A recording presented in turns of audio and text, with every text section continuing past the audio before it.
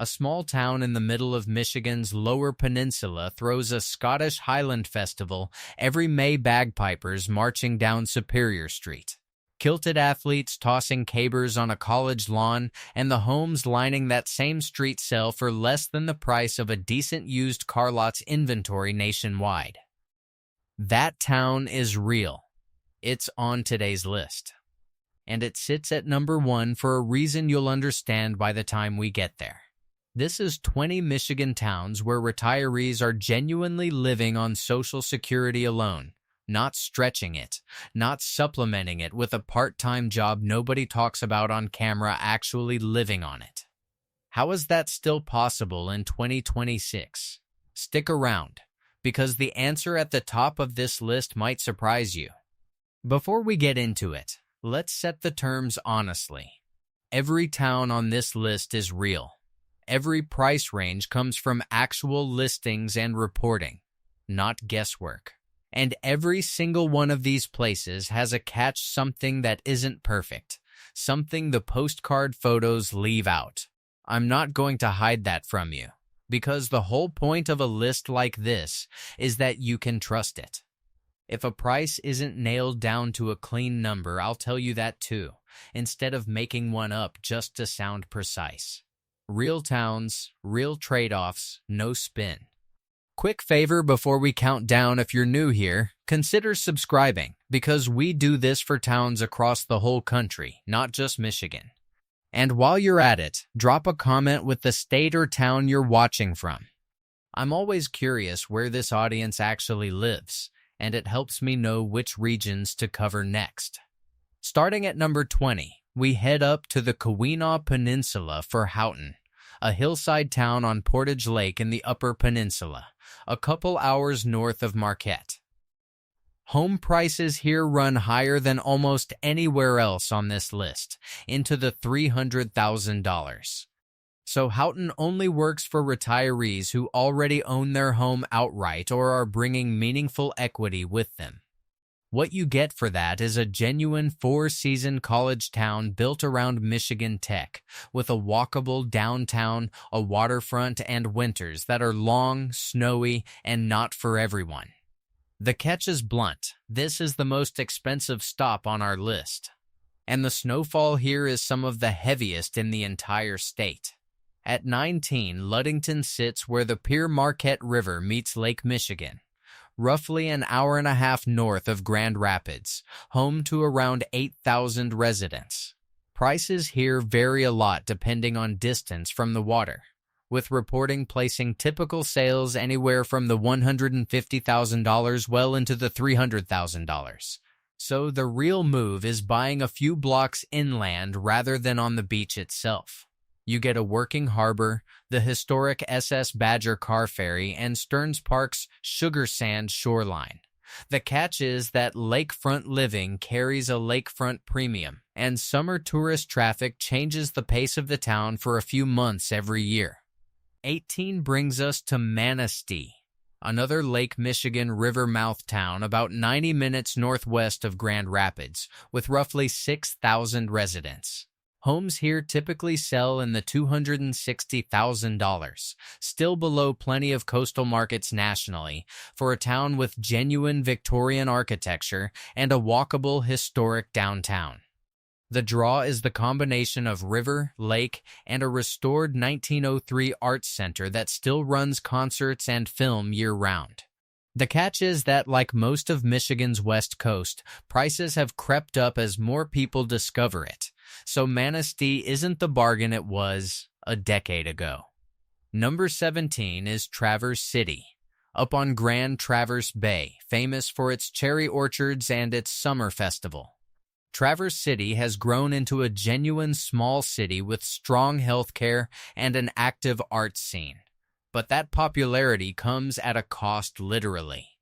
Housing here has climbed noticeably in recent years, and now runs well above what most of this list offers. So this entry is really for retirees willing to spend more for the setting. The catch is straightforward. Traverse City is arguably the least budget town on this whole list, and summer crowds can make it feel less like a quiet retirement and more like a resort town in July.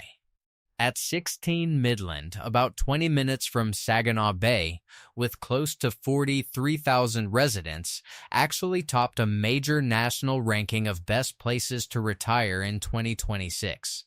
Home prices land in the low $200,000, which is well below the national median, and you get Dow Gardens' 100-plus acres, a genuinely walkable downtown, and strong local health care through the Mid-Michigan health system. The catch is that Midland's prices sit on the higher end for this list specifically. It's affordable by national standards. Less so compared to the smaller towns still ahead of it.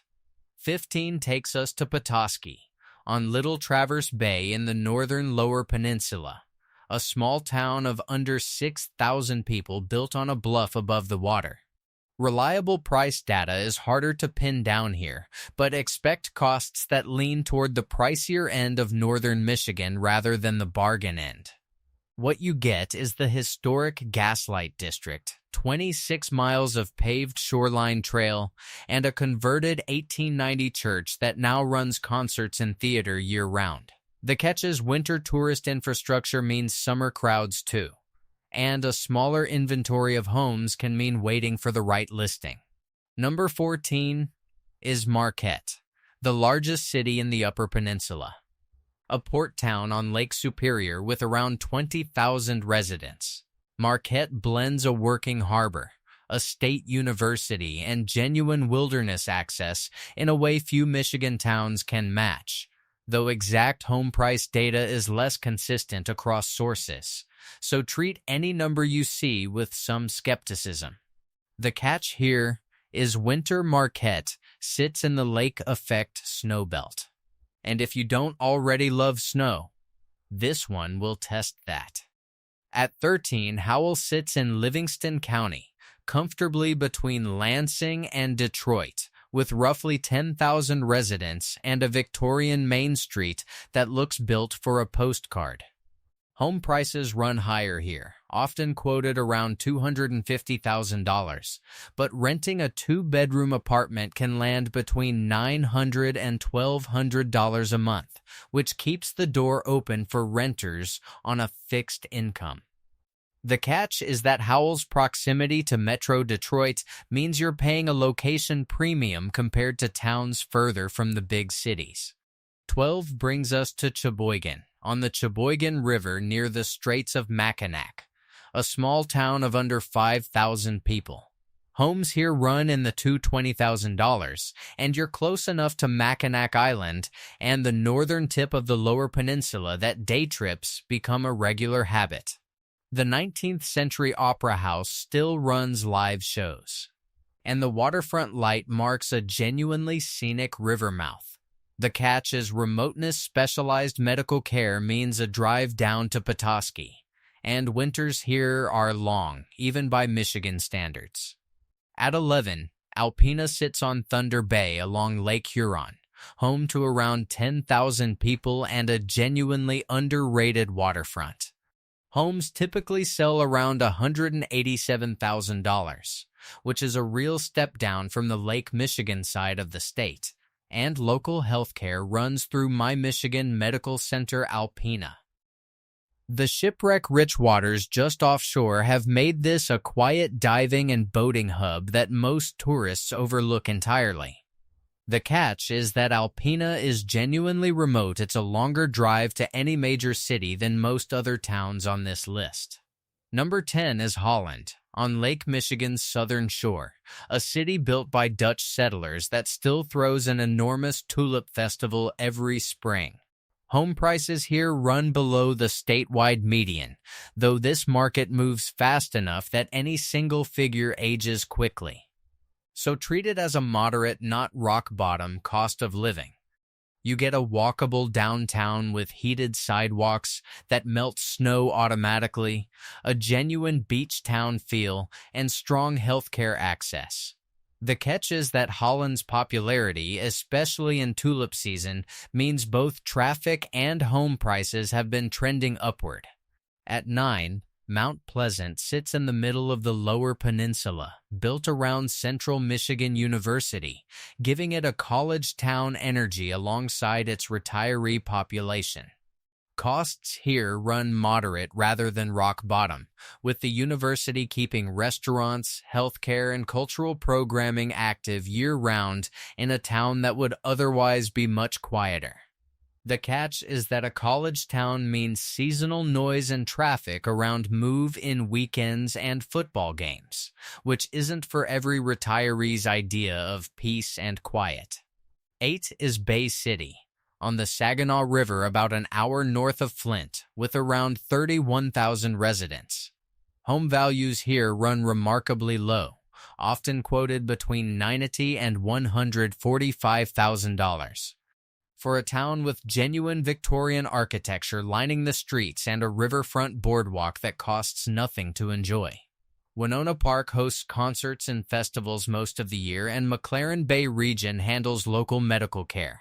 The catch is that Bay City's economy leans on manufacturing history that's shifted over the decades, so some neighborhoods show more wear than others. At 7, Escanaba sits on Little Bay de Noc in the Upper Peninsula, a town of around 12,000 people with a residential midpoint near $165,000. The Sandpoint Lighthouse has stood since 1867. Ludington Park stretches for a mile along the shoreline, and the local civic center runs dedicated senior programming. OSF St. Francis Hospital handles medical needs locally. The catch, like most of the Upper Peninsula, is isolation. You're a real drive from any larger city, and winters are serious business here. Number 6 is Norway, a small Upper Peninsula town near Iron Mountain with a distinctly Finnish-American character that shows up in its food, its festivals, and its architecture. It's one of the smallest and least discussed towns on this list, which is exactly why costs stay low. There's simply less demand pushing prices up.